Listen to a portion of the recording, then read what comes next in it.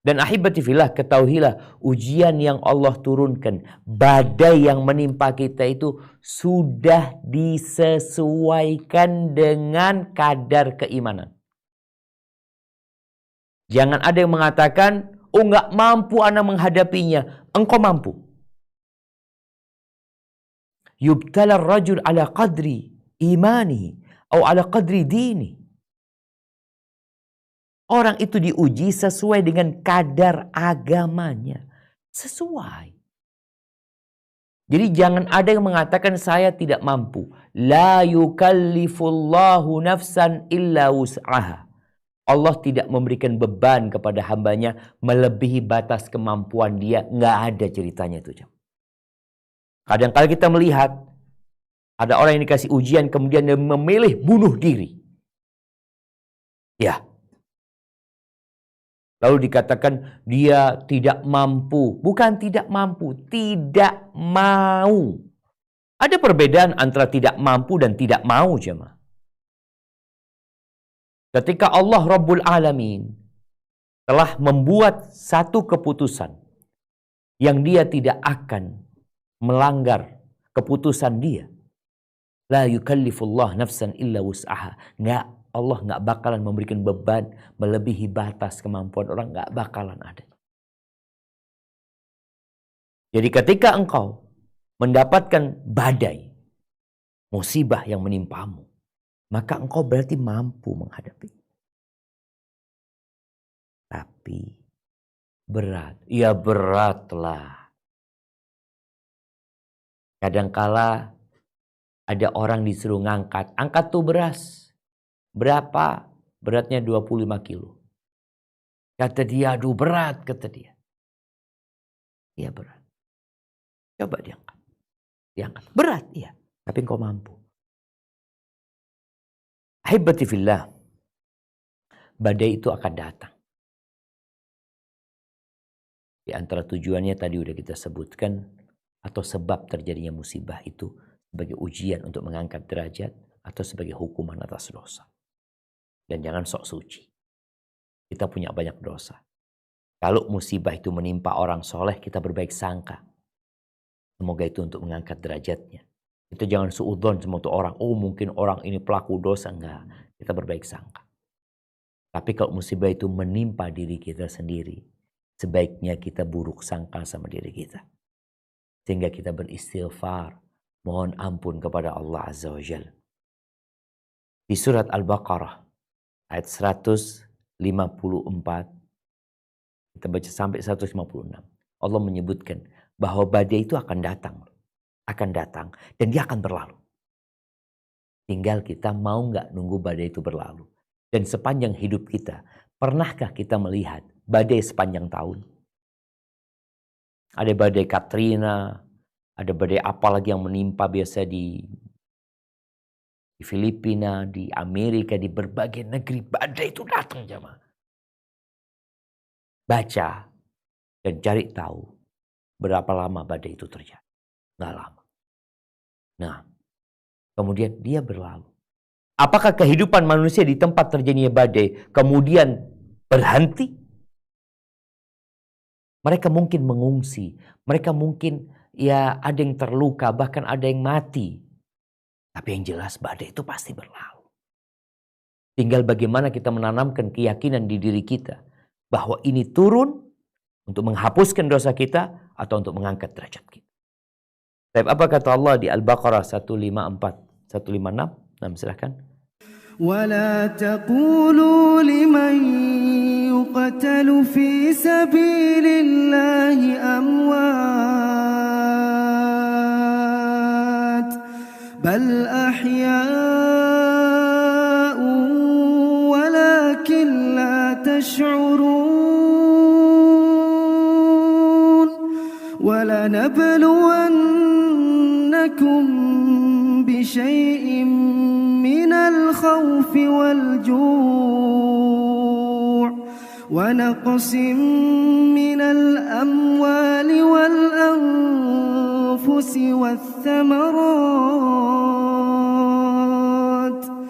وبشر الصابرين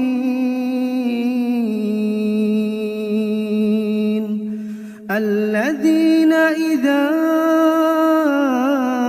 أصابتهم مصيبة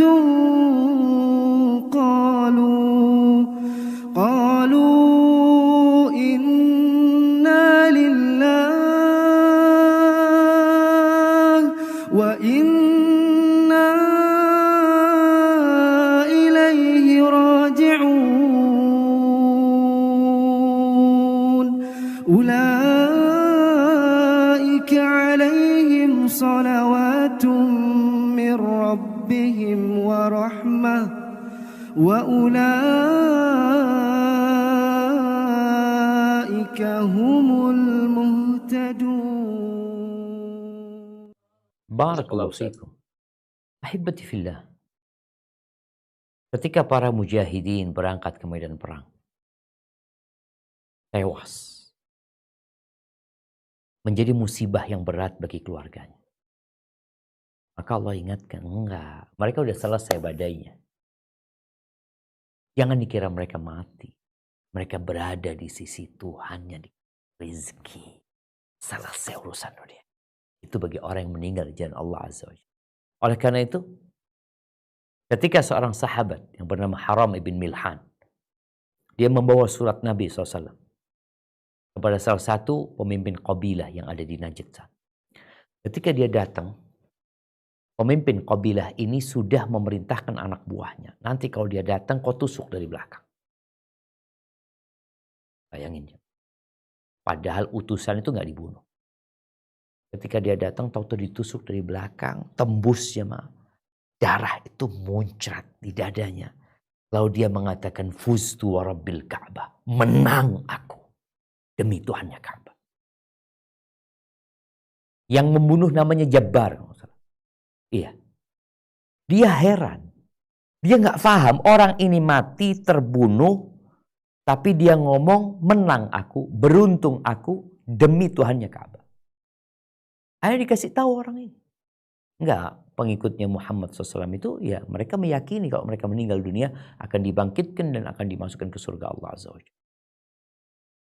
Akhirnya yang membunuh ini pada akhirnya masuk Islam. Baik, selesai itu orang yang mati syahid. Lalu Allah sampaikan kepada kita, kami benar-benar akan menguji kalian. Ini kalau bicara badai, badai akan datang dan ingat dia akan berlalu. Yang sakit bakal sembuh. Yang susah bakal senang. Tapi ujiannya apa modelnya? Modelnya rasa takut, khawatir. Kekhawatiran dengan anaknya. Kekhawatiran dengan yang istri takut ada apa-apa sama suaminya. Suami juga takut mungkin dengan anak-anaknya, dengan istrinya pula. Khawatir dengan masa depan. Rasa takut dengan pekerjaan, usaha. Takut dengan penyakit. Bagaimana kemarin kita ketakutan dengan COVID-19. Kita dengar suara orang batuk, ya Allah takut hati kita. Jangan-jangan dia menularkan ini dan itu. Itu ujian dari Allah. Wal-ju' kelaparan. Ya. Ada selama COVID, saudara-saudara kita mungkin yang di PHK. Yang kemudian dia harus menahan lapar. Yang terkadang dia nggak tahu besok mau makan apa. Ada. Yang ketiga, wa naqsin minal amwal.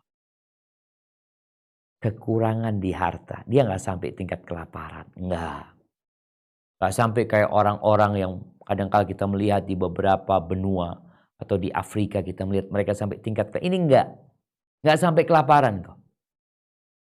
Cuma kekurangan hartanya.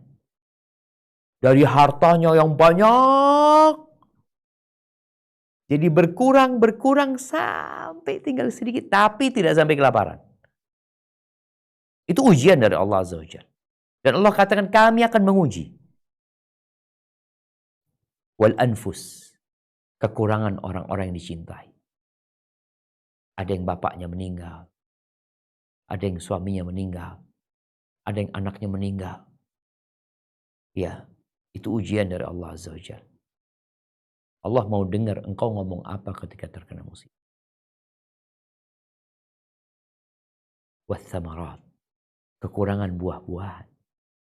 Orang suka sama buah-buahan, mungkin dia biasa menikmati, tahu-tahu habis buah-buahan. Wabashiris sabirin, berikan kabar gembira kepada orang-orang yang bersabar. Berikan kabar gembira. Kita masuk yang mana?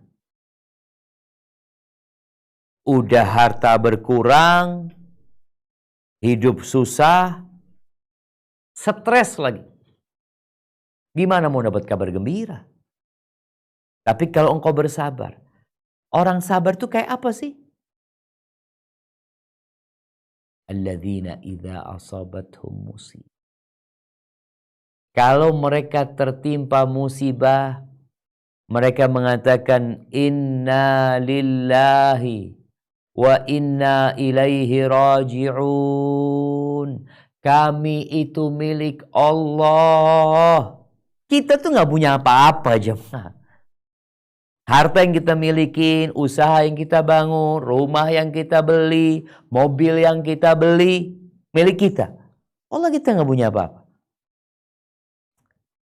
Innalillah, kita itu milik Allah. Bayangin kadang-kadang kita dengar berita duka, fulan meninggal dunia, fulan kena musibah, kebakaran terjadi. Kita mengatakan innalillah. Kita tidak mengatakan dia milik Allah, enggak. Kita mengatakan kami milik. Ya, ini semua milik Allah. Dan kita bakal kembali kepada Allah.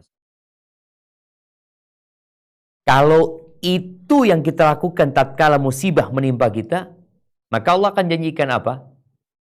Ulaika alaihim salawatum mir rabbihim wa rahmah wa ulaika humul muhtadun. Mereka adalah orang-orang yang akan mendapatkan salawat dari Allah. Ampunan dari Allah Azza wa Jal. Pujian dari Allah buat mereka. Rahmat, kasih sayang buat mereka. Dan Allah menjadikan mereka orang-orang yang mendapatkan petunjuk, jamaah. Alhamdulillah, kita harus melewatin ujian itu. Badai itu akan datang dan dia akan berlalu. Oleh karena itu, Allah Azza wa Jalla berfirman. Ana minta mungkin dibaca di surat Al-Insyirah, Asy-Syarah. Di 2 ayat sebelum terakhir. Naam. Mohon dibaca. Surat Al-Insyirah. Bismillah. فإن مع العسر يسرا إن مع العسر يسرا فإذا فرغت فانصب وإلى ربك فارغب. Barakallahu fiikum. Nggak yakin sama Allah. Bagaimana Nabi kita Muhammad alaihissalam.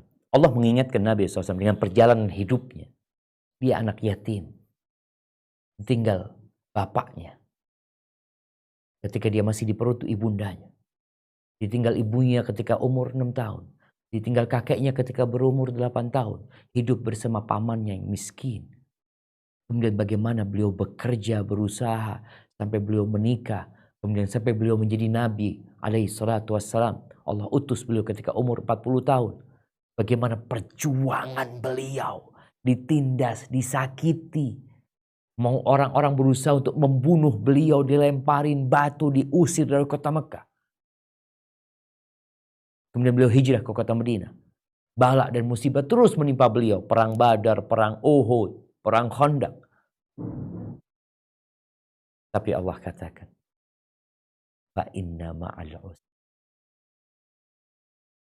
Maka sesungguhnya bersama kesulitan ada kemudahan. Allah ulangi 2 kali. Inna ma'al usri yusra. Dan subhanallah, Rasulullah SAW menyebutkan la yaghliba usrun yusrain. Tidak akan satu kesulitan mengalahkan 2 kemudahan. Gak bakalan. Maka ini penting buat kita mengevaluasi kondisi kita. Sebagian kita itu memandang kepada musibah dengan pandangan yang berat. Kayaknya hidupnya semuanya musibah. Tunggu dulu. Ini Allah mengatakan fa inna ma'al usri yusra. Sesungguhnya bersama. Artinya kalau engkau sedang dalam kesulitan, bersama kesulitan itu ada kemudahan. Tinggal nunggu sebentar. Allah mengatakan bersama dan 2 kali. Maka tidak akan satu kesulitan mengalahkan 2 kemudahan. Hanya saja yang jadi masalah itu kita.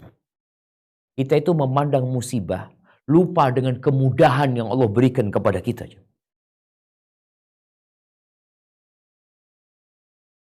Makanya salah satu cara supaya kita terhibur tatkala terkena musibah itu melihat kepada yang lebih susah hidupnya daripada kita.